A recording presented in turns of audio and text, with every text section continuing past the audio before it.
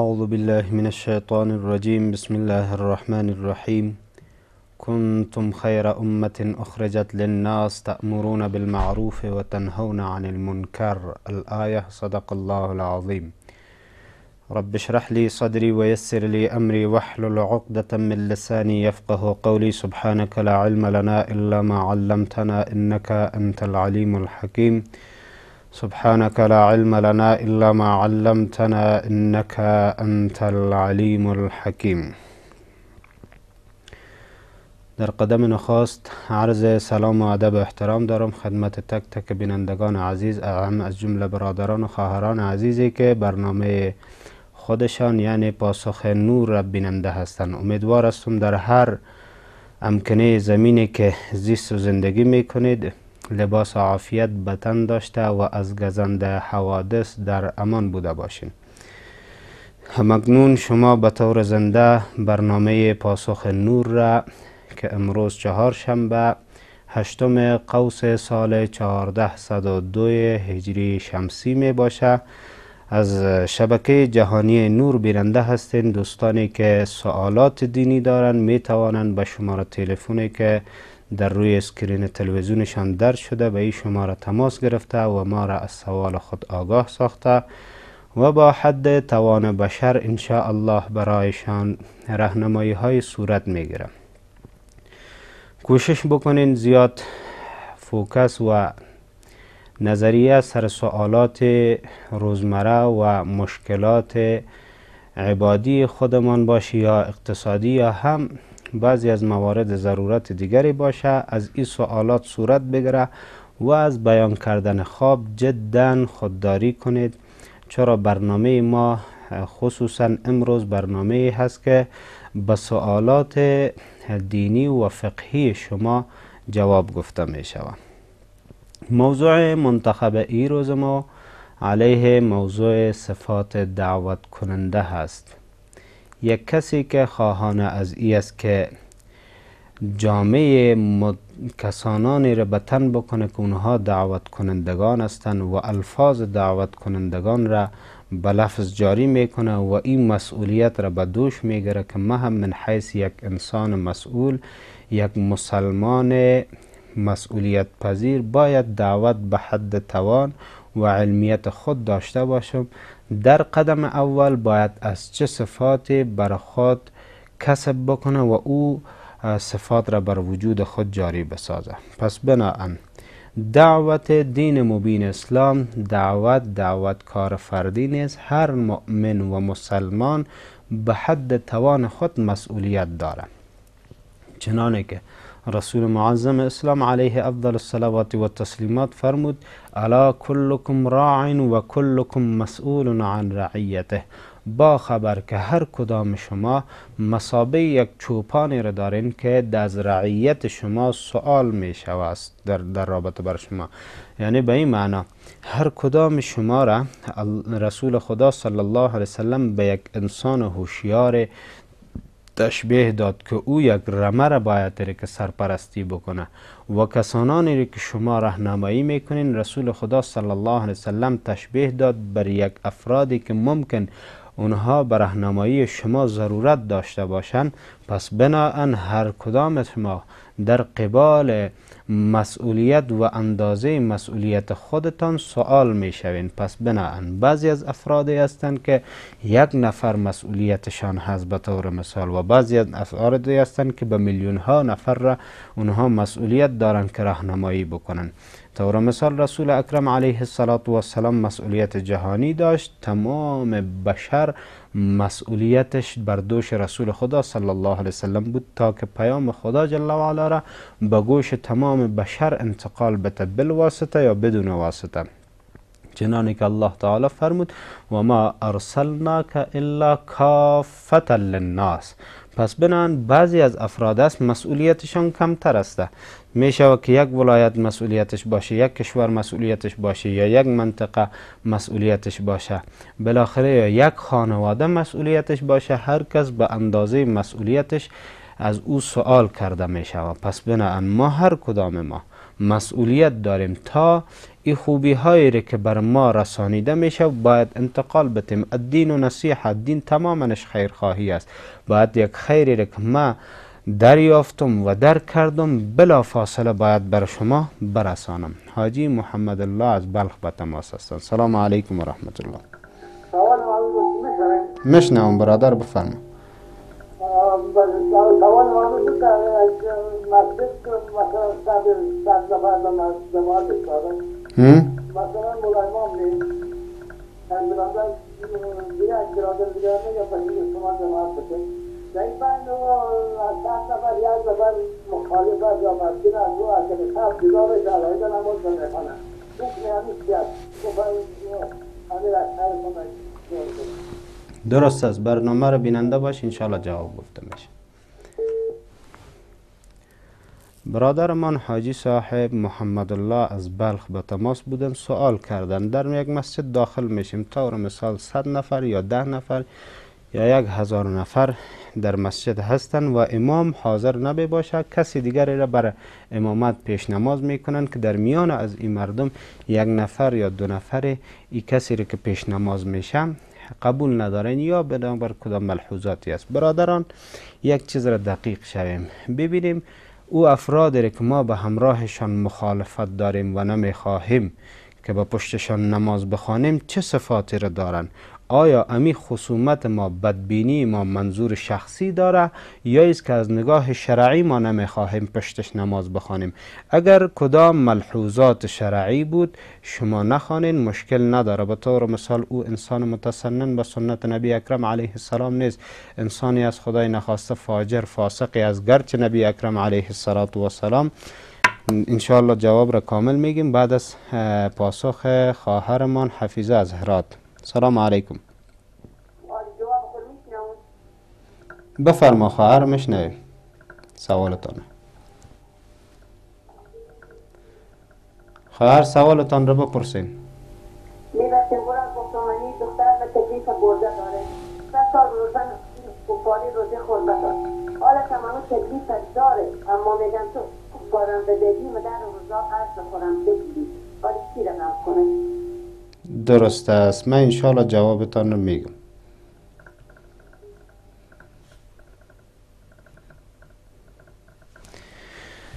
خب در جواب برادر قبلی من حاجی صاحب محمد از بلخ بودن، گفتن که در پشت یا عقب کسی که ما نمیخواسته باشیم یا کسی نمیخواسته باشه پشتش نماز بخوانه چه حکم داره؟ گفتیم اگر ملحوظات شرعی بود، او انسان از شریعت دور بوده و در نماز اراکین نماز را بلد نبوده و همچنان مفسدات را نماز را نمیدانسته، کدام مشکل نداره. لیکن اگر او انسان بوده است که مسلمان است، انسان نیک است، با وجود از بعضی از اشتباهات از او سر زده باشه، به منظور اختلاف ایجاد نکردن باید به پشت از او نماز خوانده شود، چرا که رسول خدا صلی الله علیه و سلم در حدیث داریم فرموده صلوا خلف کل بر و فاجر، شما نماز ادا بکنین عقب هر انسان نیکوکار و فاجر و بدکار نماز ادا بکنین که شارحین یا همچنان فقها مهربانی میکنن علیه فجار یکی دو نماز باید اگر خوانده شود مشکل شرعی نداره، بس به طور متداوم او را من حیث یک امام قرار نتین. ولیکن در یک مسجد که ما داخل میشیم و بر علیه ازی گیر میاییم که یک کسی پیش نماز میشود و او انسانی است که شاید به بعضی از اهتمامات قائل نیست، پشتش نماز بخوانیم مشکل شرعی نداره. رحیم الله برادرمان از بدخشان به تماس هستند. سلام علیکم.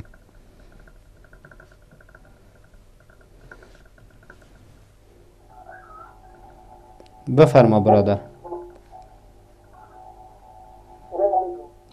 علیکم السلام. بفرما برادر عزیز.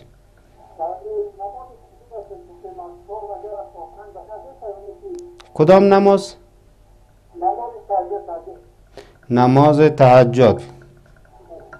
درست است، من انشاءالله برای شما میگم.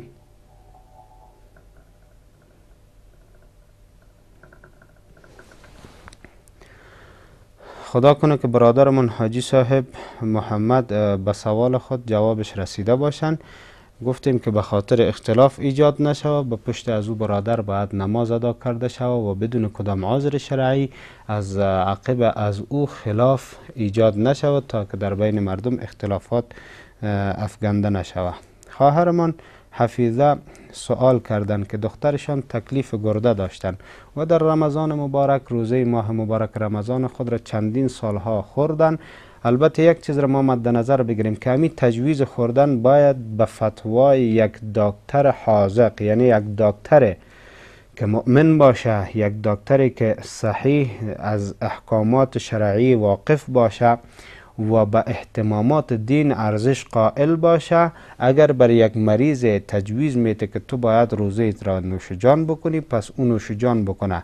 و یک چیز را دقیق باشیم، اگر این مریض کسی باشه که در آینده جور شدنش امکان داشته باشه، یعنی نظر جور شدنش زیاد به نسبت به ناجور شدنش باشه، این نباید فدیه بده، باید انتظار بکشه سالهای بعدی وقتی که جور شد و این مریضیش تکلیفش از بین رفت، قضایی های از او سالهای خورده شده را باز به نسبت به گرفتن روزه ها قضایی بگیره. اگر این جور نشد از فعلا و امکان جور شدنش هم فیصدیش کم است، پس بنان فدیه سالهای گذشته را داده و فعلا هم امو تکلیف در وجودش هست، پس لازم نیست که ای هم قضایی روزه را بیاره و هم فدیه داده باشه، پس بنان قضایی لازم نیست بر بالایش. فاطمه خواهرمون از کابل به تماس هستن. سلام علیکم.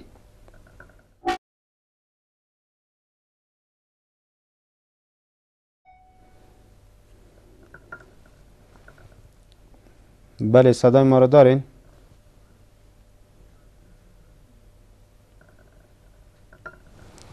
تلویزیونتان را همیشه کوشش بکنین که زمانی که تماس میگیرین صدای تلویزیونتان را نهایتا کم و صفر بسازین تا ما بتوانیم صدای شما را داشته باشیم. جزاکم الله. خب رحیم الله برادرمان سوال کردن در رابطه بر نماز تهجد که از 4 تا 5 بجه فعلا اگر به زمان فعلی و به این شبهای طولانی ما نظر بسنجیم، بله ممکن است، مشکلی نداره، از 4 تا به 5 می توانین شما نماز تهجدتان را ادا بکنین، لیکن باز در روزهای طولانی و شبهای کوتاه این فتوا را ما داده نمی توانیم، ولی صرف در شبهای فعلی که ما قرار داریم می توانین شما از این زمان نماز تهجد را ادا بکنین. پس دوباره الحمدلله خواهرمان وصل هستند. سلام علیکم، بفرما. خدا تنتون نکنه استاد، خداوند که دنیا و آخرت ما نصیب کنه تا مردم از این آگاه می‌سازیم. سلامت باشین خواهر. یک سوال نیست استاد که همین نماز تهجد در آخر شب که ما بخوانیم چند بجه بخوانیم و چند دقیقه پیش از نماز صبح میشه؟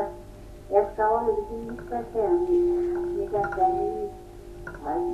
آیت آخر سوره توبه ما به کثرت بخوانیم تا ثواب داره، ولی این در من درست است، من انشاءالله برای شما بیان میکنم.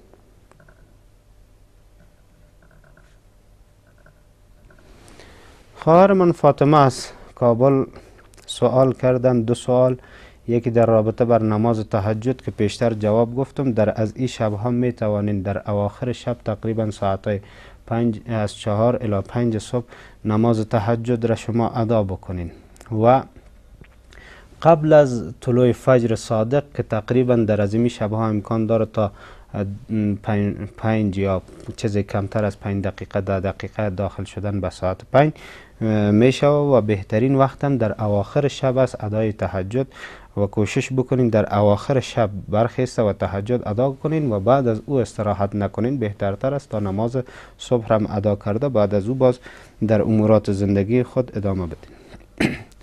آیت اخیر سوره توبه را فرمودن. یک چیز را این درس را خوب سوال کردن، ما من حیث یک درس برای برادران و خواهران بگویم، این بسیار مهم است، ولی قبل از او سوال را جواب میدیم. سلام علیکم و رحمت الله. بخیر باشین برادر، بفرمایید.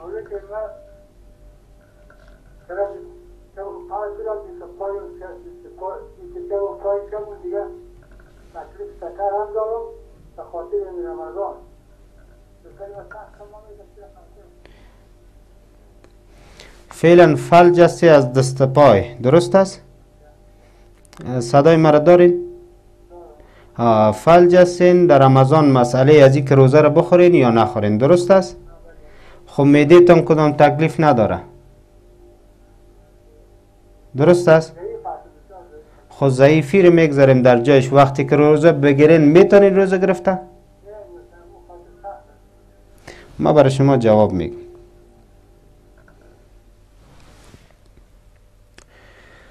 خب در رابطه با آیات اخیر از سوره مبارکه توبه، بسم الله الرحمن الرحیم. لقد کان لکم فی الله ذوالجلال جل و علا شانه، آیت خود مبارک آیت از ذهنم فراموش نشوه که سه آیت از آیات اخیر سوره مبارکه توبه است. فعلا به ذهن ما نمیآید، ولیکن شما قرآن کریم را باز بکنین و از روی قرآن کریم باز او را یاد کرده و در ذهنتان جایگزین کنین. اگر یادم نمیکنین میتونین هر صبح و هر شام او را باز کرده و از رویش تلاوت بکنین. سه آیت از آیات اخیر سوره مبارکه توبه را علما مهربانی میکنن بعد از ادای نماز شام، یعنی در طول شب، اگر سه آیت سوره توبه را اخیرش را تلاوت بکنین 10 مرتبه در طول شب تا به صبح، هیچ گزنده و هیچ حوادثی بر شما رخ نمیته، حتی هم مرگ باشه. و بعد از ادای نماز صبح 10 مرتبه همین سه آیت اخیر سوره مبارکه توبه را زمانی که تلاوت کردین تا بر شب یعنی شام هیچ حوادثی بر شما رخ نمیته، حتی ای که اگر مرگ باشه. اگر مرگ، حتی اگر کدام مشکلات یا کدام آفت دچار شوین شما، امو روز باز امی آیت از ذهن شما برداشته میشه، یعنی تلاوت کرده موفق نمیشوین به تلاوتش. یعنی بسیار مهم از جمله آیات است که علما مجرب از این رابطه بیان میکنن که این سه آیت را کوشش بکنین که شما تلاوت بکنین، فضیلت بیشتر داره. عبدالله برادرمان از بلخ سوال کردن که فلج هستن، از دست و پا فلج هستن و در رابطه بر رمضان مبارک روزه گرفتن بر بالایشان سخت است، یعنی ضعیف هستند. برادر عزیز، ما بر شما فتوای خوردن روزه را بر شما گفته نمیتوانیم تا که پیشتر ما بر شما عرض کردم که کدام دکتر حاذق و مؤمن و صالح. تماس داریم، جواب میتیم. تماس را بعد از او ادامه جواب. سلام علیکم و رحمت الله. یک سپاره یا نیم سپاره قرآن شریف بخونه، قرآن از ایشان ختم بکنه، ثواب یکی خوب است. یا کسی که یک ختم قرآن کنه، یک 5 را 10 بزرین پس خیرات کنه، قرآن ثوابش بالاتر است. درست است، ما برای شما جواب میدم.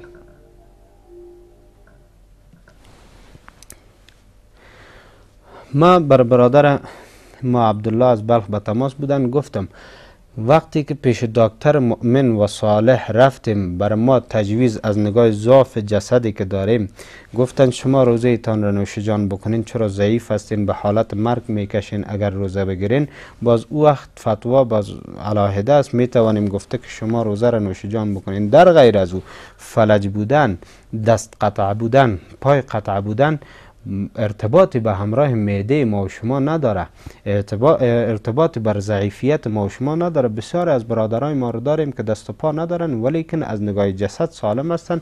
روزه رمضان را خوب بگذار در جایش، آنقدر تقوا دارن که غیر از رمضان روزه های نفلی میگیرن. اگر به هیچ شکل میتوانستین از دکترها تجویز بگیرین، البته دکترایی که در رابطه به مسائل دینی آگاهی داشته باشن، در غیر از او اجازه بر شما نمیتوانیم داده که شما روزه ایتان را نوش جان بکنید.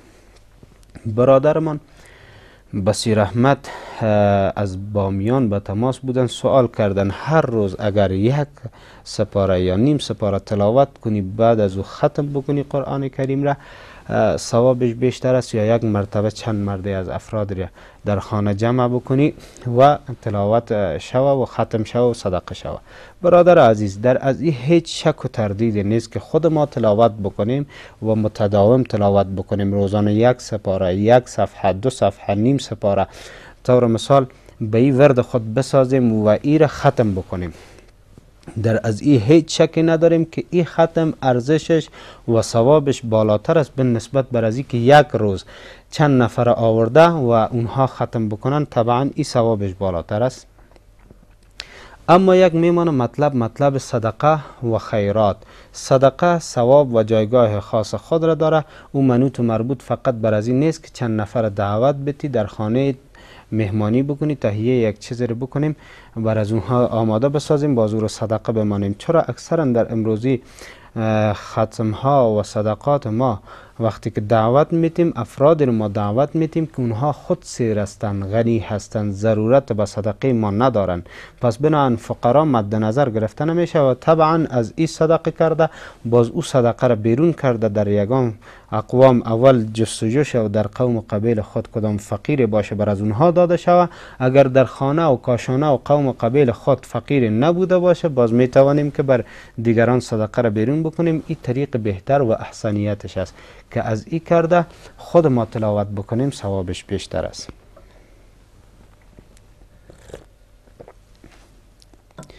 میایم در ادامه موضوع خودمان که گفتیم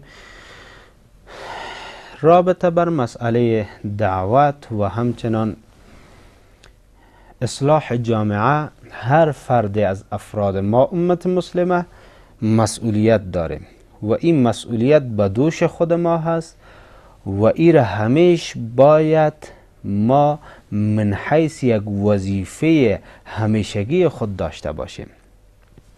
اگر بینی که نابینا و چاه هست، اگر خاموش بنشینی گناه هست. ما زمانی که میبینیم یک برادر برهنمایی ما ضرورت داره، اگر ما خاموشی اختیار بکنیم طبعا بدانیم که سخت‌ترین جفا را بر خود کردیم. پس بناهن الله تبارک و تعالی صفات از این امت را بیان میکنه و مهربانی میکنه. کنتم خیر امت اخرجت للناس، شما بودید بهترین امت ها که خارج کرده شدین، از برای مردم خارج کرده شدین، یعنی به صرف نفس خود خارج کرده نشدین، برای مردم خارج کرده شدین که وظیفه شما چی است؟ تأمرون بالمعروف و تنهون عن المنکر، امر به نیکی بکنین و نهی از بدی ها بکنین. یعنی این وظیفه اساسی یک انسان مؤمن هست که هر انسان مؤمن و مؤمنه ضرورت است که باید این انسان باید 100% ای بر مردم دعوت بده. پس بناهن تماس داریم، تماس را جواب میتیم، ادامه بحث را جریان میدیم. فریبا خواهرمون از غزنی به تماس هستن. سلام علیکم و رحمت الله.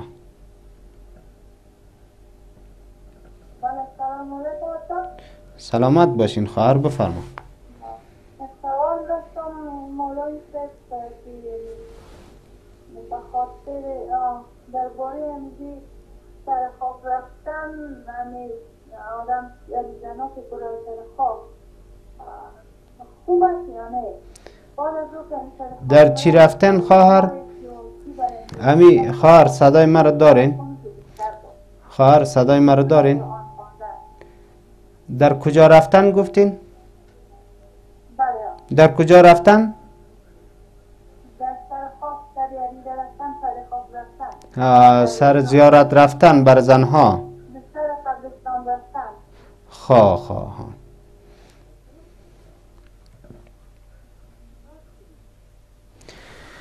خواهرمان فریبا از غزنی به تماس بودن، سوال کردن زیارت رفتن بر زنها و در سر ادیره ها تلاوت کردن. خواهر عزیز، ما بر از این قائل هستیم که رفتن به زیارت ها از جمله اعمال مستحبه است و کفاره است برای گناه است، لیکن رفتن به زیارت ها از خود آداب و حرمت ها داره. سیدتنا بیبی عایشه صدیقه رضی الله تعالی عنها زمانی که رسول اکرم صلی الله علیه وسلم مبارک علیه السلام جامه بدل میکنن از دنیا، بدون همون ملحوظات حجاب در مقبره و یا ایست که همون زیارت رسول خدا صلی الله علیه وسلم می رفتن و زیارت می کردن. پدر گرامیشان حضرت ابوبکر صدیق رضی الله تعالی عنه همچنان وقتی که جامه بدل کردن از دنیا به همین شکل در زیارت پدر خودم می رفتن. وقتی که حضرت سیدنا عمر رضی الله تعالی عنه در کنار حضرت ابوبکر صدیق و رسول خدا صلی الله علیه وسلم دفن میشه مبارک، حضرت بیبی مبارک با حجاب کامل داخل زیارت از این مبارک ها داخل میشه و مهربانی میکنه. ما حیای می، چرا که اینجا حضرت عمر رضی الله تعالی عنه هم استراحت است، پس مر حیای می بدون حجاب داخل از این جایگاه داخل شم. وقتی که خواهر به منظور دعای، به منظور بعضی از دعاهای به مقبره پدر میره، شوهر میره یا مقبره برادر میره یا هر ولی از اولیا میره، باید حجاب را در نظر گرفته، ورنه اگر این امکانات را نمیتونه پورا بسازه، در همان خانه خود بر پدرش است، بر مادرش است، بر کدام حقدارش است، از همون خانه بر حقش دعا بکنه، نمازهای نفلی بخونه، تلاوت قرآن بکنه، روزه های نفلی بگیره یا هر صدقه نفلی که انجام میده ثوابش بر از اونها برسانه، چون دور فتن است. حتی جماعت که سنت مؤکده از جمله سنت های هدا هست، حضرت مبارک بی عایشه صدیقه رضی الله عنها مهربانی میکنه، اگر در از این زمان که خیر القرون از بعد از رسول خدا صلی الله علیه و سلم مهربانی میکنه، اگر ایدم رسول خدا صلی الله علیه و سلم زنده می بود، در دنیا حیات می داشت، هر این زنها را منع میکرد از حضورشان بر جماعات، یعنی به این معنی دور صحابه رسول خدا صلی الله علیه و سلم بهترین قرن بود. لیکن به نسبت به برداشت های خود مبارک بی عایشه صدیقه مهربانی میکنه. فی الحال درست نیست یا خوب نیست که زنها در جماعات حاضری بکنند، چون دور فتن است. جماعت که سنت مؤکد است، زنها در از او جماعت حاضری کردن نمیتوانند، یعنی آل بهترتر طریقه برشان ای است که در خانه های خود بمانند، و ای که مستحب طریقه و از خانه خود کیلومترها را بیرون شده به منظور دعا یا کار مستحب، از او کرده بهترتر برشان همی است که در خانه های خود نشسته و بر حق مقبره ها و مرده های خود دعا بکنن. کار احسن و کار نیک است. بعد از وقفه انشالله زود باز برمیگردیم. مجددا عرض سلام دارم خدمت تمام بینندگان عزیزی که تازه به برنامه خودشان پیوستند.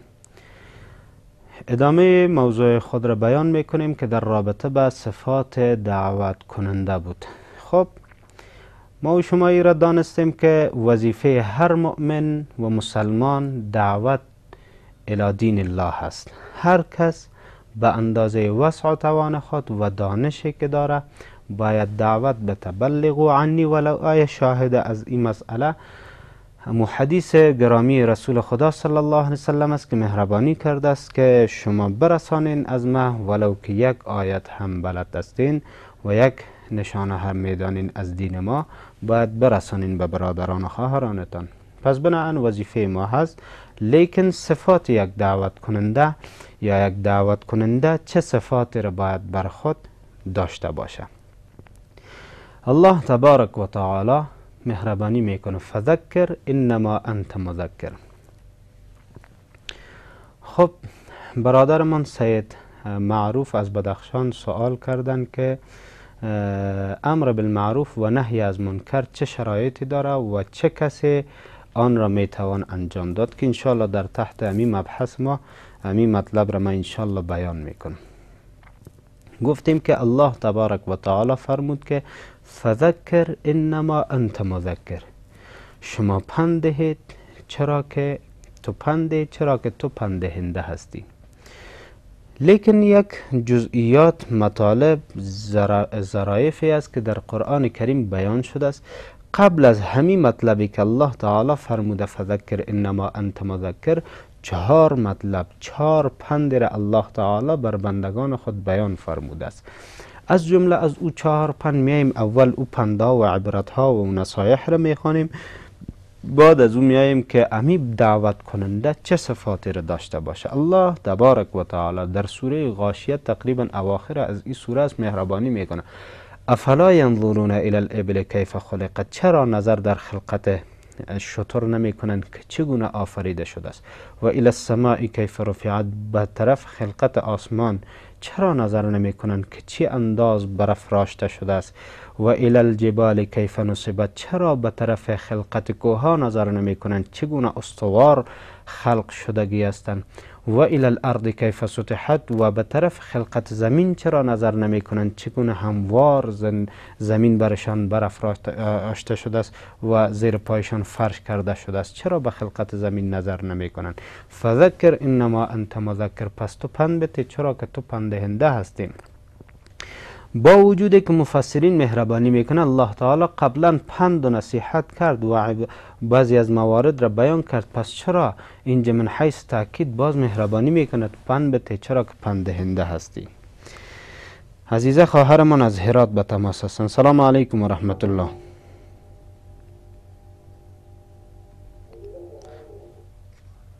خواهر میشنوین، بفرمایید.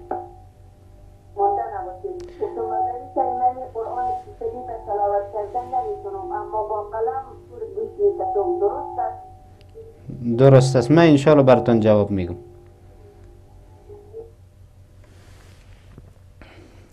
خواهر من عزیزه از هرات به تماس بودن، فرمودن که من لفظاً قرآن کریم را تلاوت کرده نمیتوانم. با همین وسیله های فعلی که برآمده به توسط قلم، امو یک وسیله های برآمده از او به قرآن کریم میگیریم و او تلاوت میکنه. آیا همین درست است یا خیر؟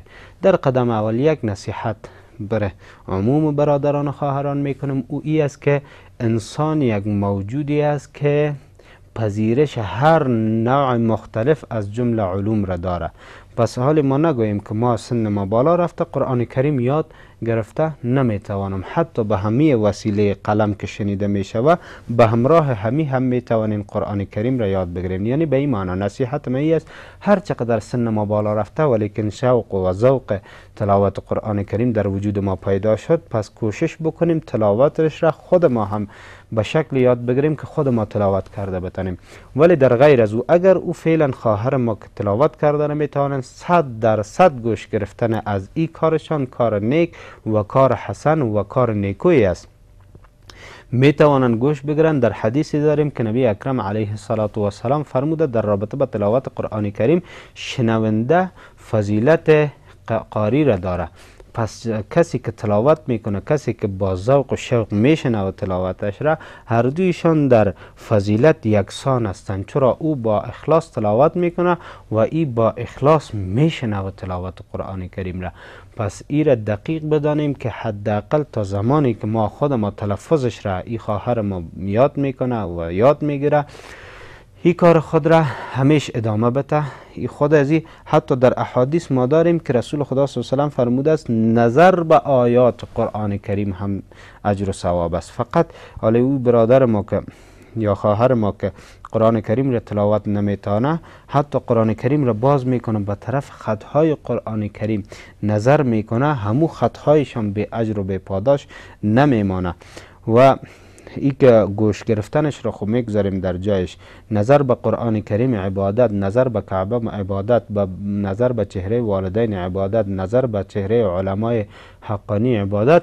یعنی این مواردی است که اجر و پاداش داره، به اجر نمیمانین، گوش بگیرین، به اندازه زیاد ثواب داره. انشاءالله خداوند بر شما اجر نصیب میکنه. کوشش بکنین تلفظ را به حد توان بشر یاد کنین. میم در موضوع خود الله تعالی اشاره به 4 چیز کرد.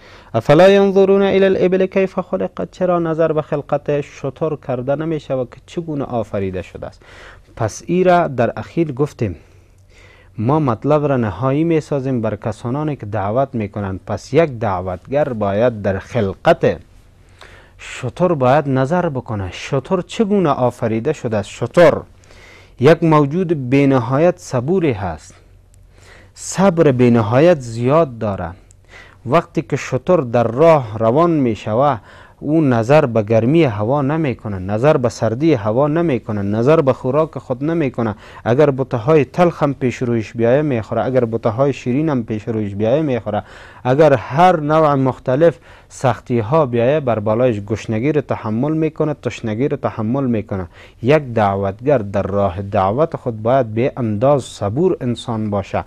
گرمی هوا متوقفش نسازه، سردی هوا متوقفش نسازه، گرسنگی متوقفش نسازه، تشنگی متوقفش نسازه، غذاهای متنوع ایره متوقف نسازه. طور مثال غذای شیرین باشه، شکمش چرب باشه، باز دعوت بده. در غیر از او غذا اگر بدلش نبود با صدها مشکلات را در غذا جور کرده و خود را از دعوت بازگذاری بکنه. نه خیر، یک دعوتگر صفاتش همچون صفات شترگونه باشه، یعنی صبر بالا داشته باشه و طاقت فرسای یک انسانی باشه که در مقابل تمام مشکلات این کسی باشه که استقامت محکم داشته باشه.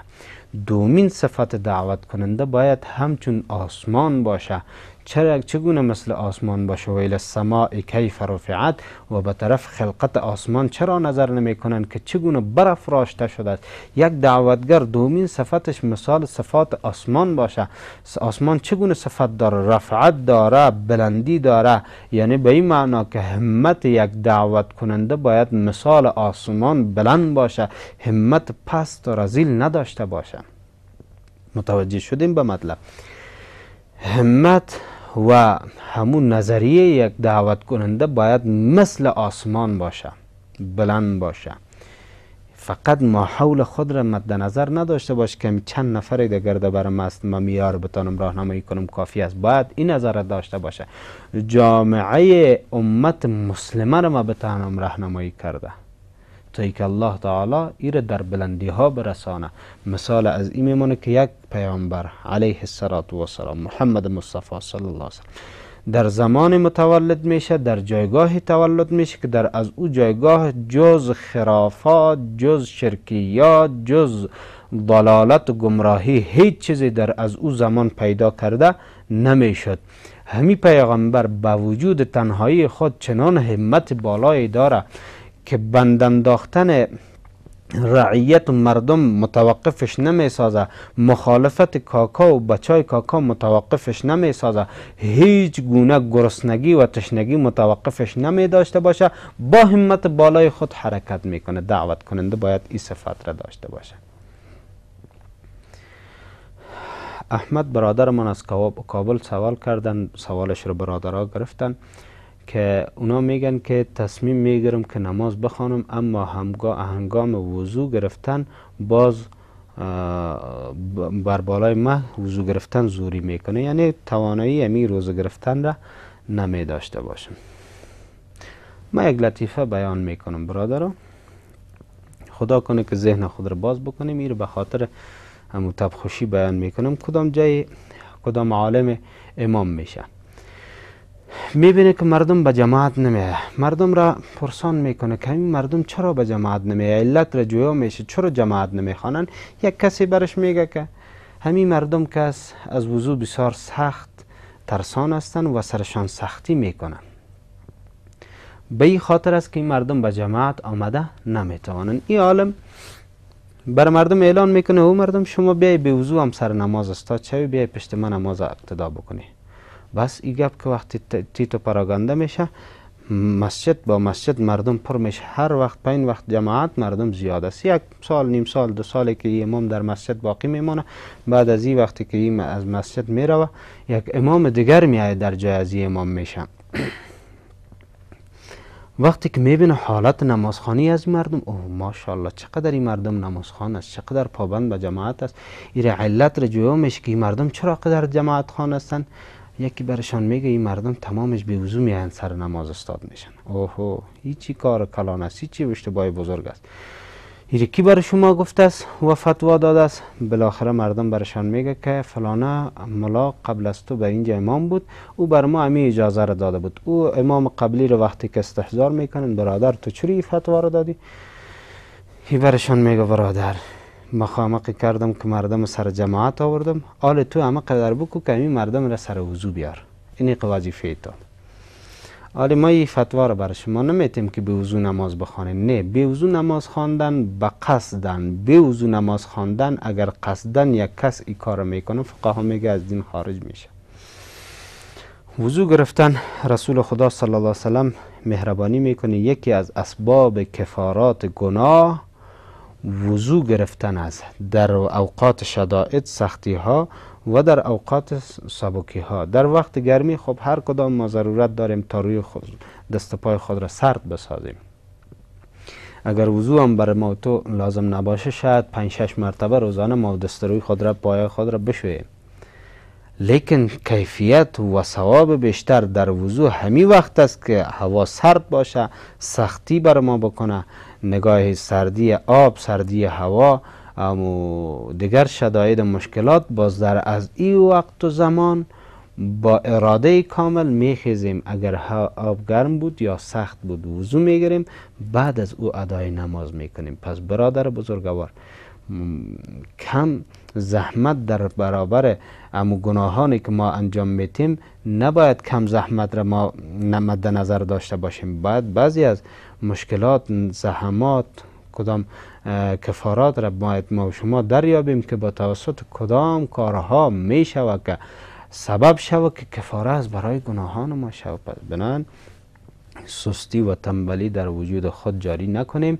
اگر سختی میکنه یا آسانی ما میکنه، مأمور بهی هست، مأمور هستیم، باید همین کار انجام بدیم. بدون وضو امکان نداره. کلید نماز وضو است. یک دروازه علیه ما قفل هست. تا زمانی که کلید از او دروازه رو باز نکنیم در داخل اتاق داخل شده نمیتوانیم. کلید نماز وضو هست. تا زمانی که وضو نکنیم در نماز داخل شده نمیتوانیم. میخواسته باشیم خدایمان الله تبارک و تعالی را راضی بسازیم، باید نماز بخوانیم و نماز خوانده نمیشه مگر با طهارت کامل. پس کوشش بکنیم برادر عزیز وضوی خود را در هوای سرد، در هوای گرم ادا کنیم. بریم در موضوع خود.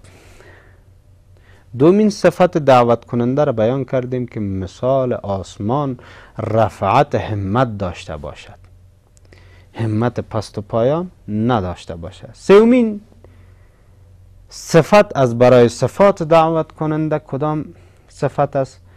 مهربانی میکن الله تبارک و تعالی و الی الجبال کیف نصبت. چرا به خلقت کوها نظر نمی کنند که چگونه مستحکم خلق کرده شده است؟ احمد ضیا برادر من از غزنی به تماس هستم. علیکم السلام و رحمت الله برادر، بفرما. سلامت باشی برادر عزیز، بفرما مشنوم جان. سوال من برای این بود که بعد از دعا رسول طور تصمیمات تحییت وجود مگه خواندن کرد و که مگه بعد مگه که نواشت که نماز خواندی که خبر مگه باید گپ ندونی، یعنی که رقم مگه شدید مگه گپ ندونی تو تصمیم برای سر نماز سبکه گپ دیگه مگه نماز نخوان. میگن بعد از وضو گپ نزن، برو 2 رکعت نماز بخوان. بله بله بله درست است، من جواب میگم. درباره نماز تعجب هم یاد داشتم که معلومات دارم که بعد از صدای ثواب و زیاد ثواب کما کنه درست‌تر است.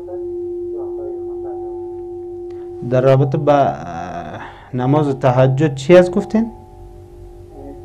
بعد خود نظر کما تحقیق کردن ثواب درست‌تر صار بنا نماز تعجب هم می‌خوانه. یه سال نماز صبح دیگه می‌شین که من صلوات من بعد نماز صبح مصطفی خان از راه میشه. درست است، من برای شما جواب میگم. برادرمان احمد ضیا از غزنی سوال کردن که بعد از وضو 2 رکعت نماز تحیه وضو یا شکرانگی وضو از جمله اعمال مستحب است، کار نیک است بعد از وضو 2 رکعت نماز ادا کردن به شکرانگی از ای که الله تعالی جسم سالم بر ما و شما نصیب کرده و توانستیم که با دست و پای خود رفته و وضو بگیریم، دست و پای خود را طهارت و پاک ساخته باشیم. این کار مستحب و عمل نیک هست. این کار نیک و مستحب است.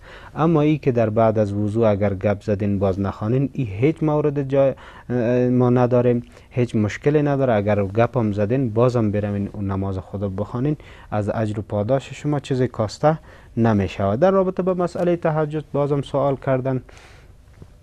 بله برادر، از ساعت 4 تا 5 فی الحال در از این شبها، چون شبها گفتیم طولانی است، می توانید شما ادا کنین و بعد از او گفتن که ذکر اذکار میکنین تا نماز صبح را ادا کنیم. بعد از او اگر استراحت کردیم کدام جرم یا مجرم نشدیم. برادر عزیز، کدام مرتکب حرام نشدین. اگر بعد از نماز صبح استراحت کردین مرتکب حرام نشدین، کدام کار ناپسند نکردین، لیکن بعد از نماز صبح خواب کردن ایره بدانیم که فقر به وجود میاره. رسول خدا صلی الله علیه وسلم از این بابت چندین موارد ما داریم که منع می فرمودن اصحاب خود را، ازواج مطهرات را، که بعد از نماز صبح استراحت نشوین. و رسول خدا صلی الله علیه وسلم در برکت صبح دعا فرمودن که پروردگار در صبحانه امت ما برکت ها بیافزای.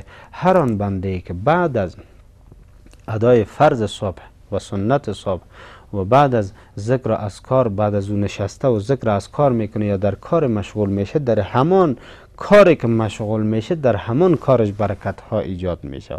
بعد از نماز صبح بی نهایت زیاد از خواب خودداری بکنن. امت مسلمه در هر وظیفه که دارن کوشش بکنن که در همان وظیفه خود متصل بعد از نماز صبح خود را مشغول بسازن تا از خواب خودداری شود. جزاکم الله. شکیبا خواهرمان از کابل به تماس بودند، سوال کردند نماز زن به حجاب قبول می شود یا خیر؟ این سوالشان است، همکارای ما و شما گرفتن. خواهر عزیز، یک موضوعی از این است که آیا در سر نماز به حجاب است یا در غیر از نماز به حجاب است. اگر در سر، خوب دقیق شویم، اگر در سر نماز حجاب خود را رعایت کرده است، عورتش پد ساخته عورت خود را، یعنی به این معنا در احادیث وارد صرف روی و کفای دست تا بند و کفای پای تا به بجلک ها در عورت حساب نمی شود. اگر از این سه مورد یک زن برهنه باشه نمازش کامل است، درست است. در غیر از او از این موارد اگر از چهارم حساب بیشترتر برهنه شود نمازش فاسد میشه، نمازش نمیشه. اگر سوالشون رابطه بر نماز است، به حجاب نماز میخوانه، سر برهنه نماز میخوانه، یخنش معلوم میشه نماز میخوانه، ساق پایش معلوم میشه، بند دستش معلوم میشه، پس این نمازش درست نشد. اما اگر سوالش ای است که بغیر از نماز این زن به حجاب است ولی در نماز خود با حجاب است، قبولیت نماز جایگاه خاص خود را داره، بله نمازش قبول است، لیکن این وزر و گناه به حجابیش مورد بعدی است، ایره الله تعالی به همراهش محاسبه علیحده داره. اما نمازش را ما نمیگیم که یک زن به حجاب است او هم نماز نخواند. نه، زنی که به حجاب است نماز را بخوانه، او زیافتر بخوانه، به خاطر که امین نمازش حائل شوه و باعث شوه که این زن مؤمن و این زن مؤمنه از به حجابی خودداری شوه.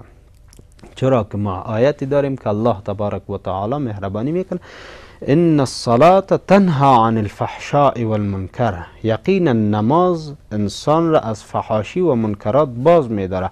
اما اگر ما نماز میخوانیم و از فحاشی و منکرات منع نمیشیم، بدانیم که نقص در ادای نماز ما هست، ورنه در حقیقت نماز وسیله است که باید سبب شود تا از جمله منکرات خودداری شود. بازم بر شما تکرار میکنیم که این باز برداشت اشتباه نشوه که باز ما یک زنی که خواهری که حجاب را رعایت نمیکنه باز بر از او بگیم تو نماز هم نخوان، تو حجاب را بجای نمیکنی چرا نماز میخوانی؟ نه خیر، نماز جایگاه خود را داره، حجاب جایگاه خود را داره. برمیگردیم در موضوع خود. سومین علامت از جمله علایم صفات دعوت کننده را گفتیم که باید مثال کوه استوار با استقامت باشه، مثال خس نباشه که هر باد او را از جایش به جای بسازه، مثال یک کوه باشه که در حتی لرزش های زمین او در جایگاه خود مستقر بمانه. و الی الجبال کیف نصبت، بعد سومین صفت یک مؤمن دعوتگر مثال کوه باشه. این انسان سست و تنبل و پرکار نباید باشه، مثال کوه در قدم خود استقامت، در جای گفتار خود استقامت داشته باشه. و الی الارض کیف سطحت، چهارمین صفت دعوت کننده که چهارمین صفت را الله تبارک و تعالی فرمود و الی الارض کیف سطحت، و به طرف زمین باید نظر بکنه که چگونه هموار شده. یک داعی دعوت کننده باید صفت تواضع داشته باشه، مثال زمین هموار باشه. دقیق شویم. باید یک کمی که تواضع بر خود نشان بده. تواضع زگردن فرازان نکوست، گدا گر تواضع کند خوی اوست. او کسی که دانا است باید تواضع داشته باشه. او جاهل خب یا نادان یا گدا او خب تواضع هم بکنه به فایده ایش نیسته، چرا او تواضعش خاص محضن لله نمی باشه، یا از نگاه ناداری و فقر بیچارگیش هست یا به عناوین مختلف. باز دوباره تکرار میکنم، گفتیم مختصر اجمالا. اولین صفت دعوت کننده باید صبور باشه مثل شتر. دومین صفت دعوت کننده باید رفعت همت داشته باشه مثل آسمان. سومین صفت دعوت کننده باید استقامت داشته باشه مثل کوه. چهارمین صفت دعوت کننده باید متواضع باشه، هموار باشه. پس این 4 صفت را که پیدا کردیم، الله تبارک و تعالی فرمود که فذکر انما انت مذکر. پس تو پند بده که چرا تو پند دهنده شدی. پس این 4 صفت را کوشش بکنین کسانان برادرانی که در صفت دعوت قدم میگذارن، خواهرانی که دعوت کننده میشوند، این 4 صفت را بر خود جلب بکنین. یک مورد دیگر هم دقیق شوین. یک برادر ما هم سوال کردن، خداوند اونها را هم اجر نصیب کنه. یک کسی که دعوت میده چه شرایط دعوت داره که او باید دعوت بده؟ اولین شرط از جمله شرایط دعوت علمیت است. این را بدانیم. با وجود که این صفات را باید بر خود جلب بکنیم، کسب بکنیم، ولیکن شرط از جمله شرایطش که بعد از ای که ما میخواسته باشیم در دعوت با این صفات قدم بگذاریم، کدام شرط است که باید علم به خود کسب بکنیم. نمیتوانیم به علم ما دعوت بتیم، چنانه که معروف منقول است که حضرت سیدنا علی رضی الله تعالی عنه فرمود مهربانی میکنن در مسجد داخل شد که کسی دعوت میته به مردم، تبلیغ میکنه، سخنرانی داره. از او یک سوال دینی کرد و فرمود تو ناسخ و منسوخ قرآن را، احکام دین را میدانی؟ گفت نه نمیدانم. گفت پس تو خود را هم هلاک کردی، مردم هم هلاک کردی. علم بسیار مهم از برادران عزیز. یک برادری که در عرصه دعوت قدم میگذاره باید حداقل آن سخنی را که میخواسته باشه بگوی به عمق از او سخن خود را رسانده باشه، نشوه که آیات منسوخ را به مردم خوانده و او را تطبیق احکام شرعی بگردانند. احادیث منسوخه را به مردم خوانده و او را معنا و ترجمه کرده و خود را اغوا و گمراه بسازه، مردم هم گمراه بسازه. و همچنان احکام فقهی خود را بدانه، در عمق مسئله پی برده باشه، بعد از او باز بگیرد پای در عرصه دعوت بگذاره. هیچ ممانعت شرعی نیست. اما هر کسی که به علم خود را نرسانده باشه، آگاهی کامل کسب نکرده باشه، ای را بدانیم که اگر پای در عرصه دعوت گذاشت، ضرر از ای که به مردم نگویه بیشتر تر است. ما یک نمونه بیان میکنم. احادیث داریم، کتاب های احادیث زیاد داریم. خب وقتی که کتاب احادیث را مطالعه کرده میشه، میبینیم 2 حدیث متضاد همدیگر بیان میشه. اصلا از حدیث ما اول از آیات قرآن کریم بر شما مثال میزنم، خدا کنه که دقیق متوجه شید. الله تبارک و تعالی فرمود لکم دینکم ولی دین. بر کفار اعلان بکنه که شما را دینتان و ما را دین ما به امرای شما کار نداریم، شما به امرای ما کار نداریم. ولیکن در دیگر جای در آیات مدنی مهربانی میکنه شما مشرکین را از بین ببرین هر جایی که دریافتین تا که در روی زمین فتنه باقی نمانه. دیگه او وقت نگوین شما را دینتان و ما را دین ما. خب وقتی که شما را دینتان و ما را دین ما و این طرف متضاد از این، باید ما بدانیم کدامش ناسخ است کدامش منسوخ است. یعنی این با چیز ضرورت داره؟ به علم ضرورت داره. همچنان در احادیث به همین توجیه هست. کدام احادیث که متضاد همدیگر است به علم ضرورت داره که ما بدانیم کدامش حدیث ناسخ است کدامش منسوخ. این ما درک کرده نمیتونیم مگر به توسط علم، که این باید به غور علم را ما دریابیم، بعد از پای در عرصه دعوت بگذاریم. تا به برنامه بعدی شما را به الله بنیاز می سپارم. السلام علیکم و رحمت الله و برکاته.